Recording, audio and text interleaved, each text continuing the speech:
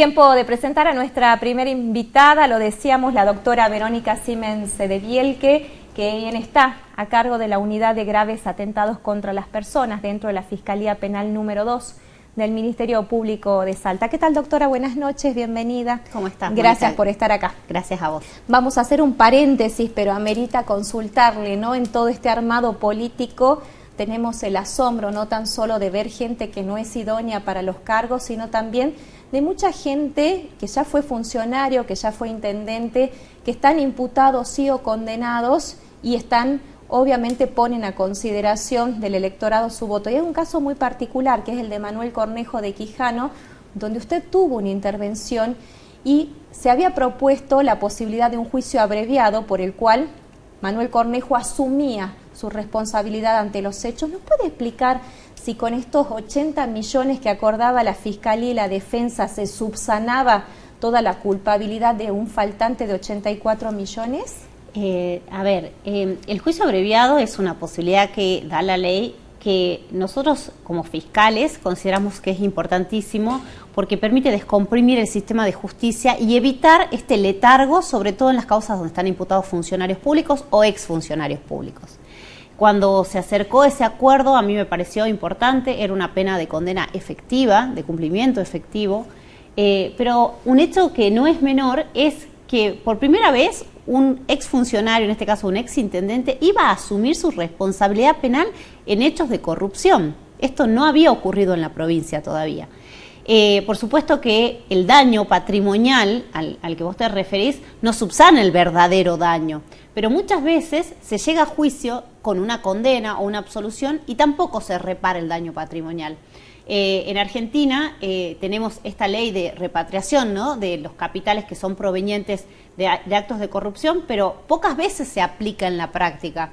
Creo que como ciudadana, y esto salgo de mi función, es importante no solamente que se condenen en causas de corrupción, sino que además se devuelve el dinero, porque eso es ese dinero que no ha sido utilizado para los fines para los que estaba previsto, ha sido utilizado en beneficio personal o de terceras personas. ¿Y esa condena también abarcaba otros bienes o inmuebles para que cumpla la condena? Sí, el convenio era bastante amplio, no solamente en la asunción de la responsabilidad penal con una condena de cumplimiento efectivo, sino también en la devolución no solo de dinero en efectivo, que en ese momento la comuna realmente lo necesitaba, estaba pronto al pago de aguinaldos, sino también que había una devolución de otros bienes inmuebles, de bienes muebles, que a mí me pareció que era un buen convenio en el sentido de un abreviado que pocas veces se iba a ver. Ahora tenemos que esperar los juicios que demoran años, y voy a dar el caso del intendente de San Lorenzo, del ex intendente de San Lorenzo. Esa causa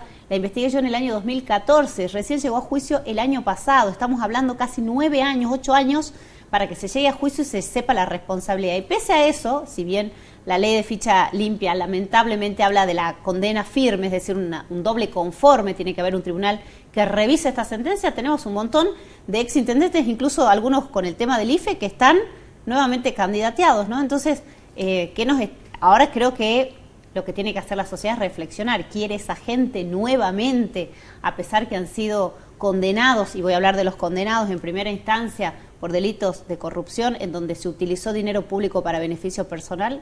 Creo que es una gran pregunta que nos tenemos que hacer hoy los ciudadanos argentinos. Este letargo al que usted hace mención de causas, por ejemplo, de Quila Gonza de 9 años, ¿es porque tocamos gente que está ligada al poder político? ¿Así también transitan el resto de las causas? Y en la mayoría de las causas hay un punto en común. Por supuesto que en todo el mundo, pero particularmente en América Latina, la investigación de las causas de corrupción es muy difícil la investigación, es muy difícil poder lograr llegar un poco más allá, a pesar de los esfuerzos que se hacen, a pesar de la falta de colaboración.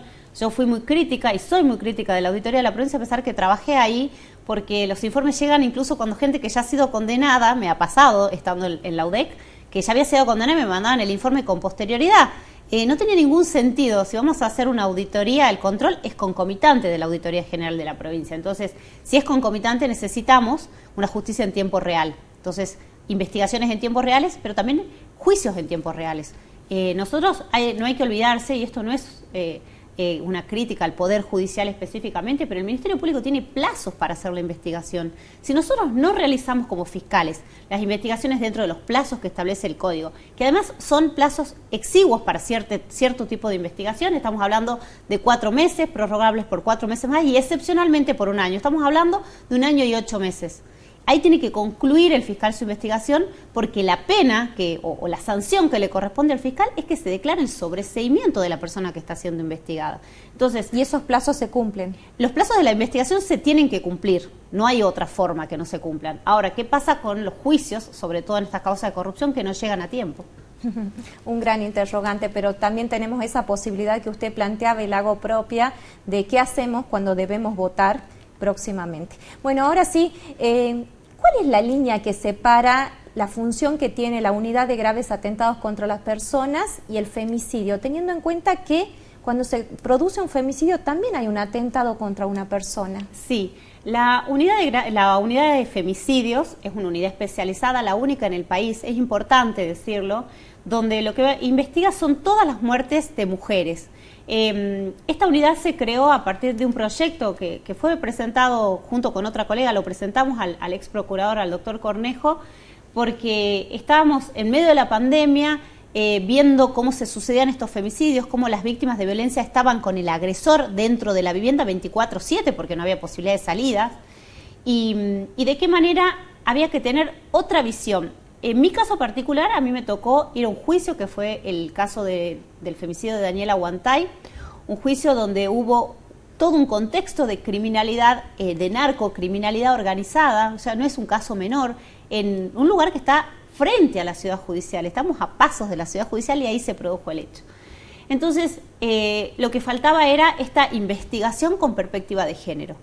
La perspectiva de género nos permite, es una especie de lente para que nosotros podamos ver situaciones que no las estamos viendo tal vez en las muertes de varones o de otras personas, de ancianos, que si bien hay que tener perspectiva también de ancianidad, perspectiva de infancia, me ha tocado un caso el año pasado de una niña, esta fiscalía se basa en una investigación que ya viene de un protocolo que se llama protocolo UFEM, ¿sí? Es un protocolo preparado por ONU, que tiene toda una serie de pasos a seguir cuando uno arriba primeramente a la escena del hecho. Y se parte de la hipótesis más grave, que es un femicidio, y puede concluir en una muerte natural, en un suicidio o en la hipótesis más grave, que es la muerte violenta. De hecho, hoy tenemos en carpeta, digamos, en lo que va del año, 10 casos de femicidios, supuestamente, 4 ya comprobados. Uno de ellos no se comprobaría porque el agresor se suicidó y hay que revisar otros 5, eso sería, ¿no es cierto? Exactamente, pero además también investiga, vos estás hablando de femicidios consumados, pero hay un montón de tentativas de femicidio donde por suerte esas mujeres que han sido agredidas se han salvado. También, ¿qué pasa con esta figura de que se induce al suicidio y puede ser catalogado como un femicidio? Acaba de salir un fallo que la verdad que es un precedente, ¿no? Porque siempre la inducción al suicidio es un delito muy difícil de probar. Supongo. ¿De dónde, doctora? El fallo es del norte, no me acuerdo si de Orán o de Tartagal, pero acaba de salir un fallo en donde se condenó a un hombre, una joven que se suicidó, por supuesto que era víctima de violencia, se pudo acreditar toda la violencia y toda esta instancia, este derrotero que recorrió esa pobre joven hasta que terminó concluyendo con su vida, porque era la única salida que le quedaba, no tenía otra salida para su vida. Ahí hubo una condena, por supuesto, es una condena menor, porque no es prisión perpetua, pero bueno, yo creo que es importantísima esta fiscalía porque tiene estándares de lo que la Corte Interamericana habló, la debida diligencia reforzada. Tenemos que investigar un poquito más, con un poquito más de diligencia. También lo hacemos con las muertes de hombres, de niños, de ancianos, cada uno en su caso. Nosotros tenemos que partir siempre de una hipótesis de un homicidio. Después iremos descartando las hipótesis, pero siempre tenemos que buscar que en la escena del hecho o en el lugar donde encontramos el cuerpo, que puede no ser la escena del hecho, haya indicios suficientes para que podamos hacer distintas líneas de investigación hasta quedarnos con una. El último hecho más resonante en el cual usted tuvo intervención fue el de Campo Quijano, la muerte de esta pareja, que finalmente se concluyó que fue por intoxicación. ¿Se puede llegar a precisar cómo fue ese hecho para que se puedan intoxicar de esa forma? Sí, obviamente es muy importante que nosotros como fiscales nos constituyamos en el lugar, porque uno ya va planteando ciertas hipótesis. Cuando yo llegué al lugar, lo primero que planteé fue la posibilidad, por supuesto, de un doble homicidio, posteriormente de un femicidio, ¿no? De un femicidio incluso vinculado. Hicimos un montón de averiguaciones y a veces son muy importantes los relatos. El primer relato fue de la madre de este joven que nos dijo que el auto tenía un olor particular. Entonces pensamos en gas, hicimos la prueba de gas, el gas estaba completo, o sea que no había absolutamente pérdida de gas, y empezamos a pedir peritos, hasta que llegamos a la gente que hace la verificación técnica de los vehículos, donde se hizo un control de gases tóxicos y nos dio 5 veces por encima de lo normal en el habitáculo del vehículo. Los cuerpos no tenían ninguna lesión, ningún traumatismo que nos hiciera presumir que habrían sido golpeados, no tenían tampoco en su sangre tóxicos como veneno o algún elemento que nos haga inducir que podrían haber sido asesinados o que podrían haber producido su muerte. Y bueno, uno va investigando hipótesis, va sacando líneas. Pudimos tener, por suerte, acceso a las cámaras del sistema de emergencias 911, donde se captó el ingreso del vehículo y que nunca más salió hasta que ingresamos nosotros. Entonces, hay un montón de indicios que uno va colectando durante la investigación para tomar una decisión, como en este caso la decisión va a ser archivar la causa. Ya hemos hablado con la familia, porque no hay intervención de terceras personas. Es algo que a usted no le compete, pero me lo podrá graficar. En el último caso, uno de los últimos casos de esta joven mujer que apareció muerta en el vertedero San Javier, después se denunció por parte de la familia que se habían encontrado algunas prendas.